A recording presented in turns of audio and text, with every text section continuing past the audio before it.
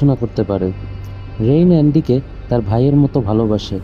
একসময় rain mining কলোনির চুক্তি থেকে বেরিয়ে আসতে চাইলেও তাকে জানানো হয় তার চুক্তির মেয়াদ আরও 6 বছর বেড়েছে। কিছুক্ষণ পর রেইন দেখতে পায় কিছু দুষ্ট ছেলে অ্যান্ডিকে মারধর করছে। এতে অ্যান্ডি আহত হয়। রেইন এগিয়ে গিয়ে অ্যান্ডিকে সাহায্য করে। এরপর রেইনের কাছে তার প্রাক্তন প্রেমিক টাইলারের একটি ভিডিও বার্তা আসে। সেখানে টাইলার রেইনকে অনুরোধ করে অ্যান্ডিকে একটি গোপন মিশনে সাথে নিয়ে যাওয়ার জন্য। রেইন এবং অ্যান্ডি মিশনে যাওয়ার জন্য টাইলারের ঘাঁটিতে পৌঁছায়। সেখানে তারা টাইলারের বোন কাই, তাদের চাচাতো ভাই বিয়র্ন এবং বিয়র্নের বান্ধবী ও পাইলট নাভারের সাথে পরিচিত হয়।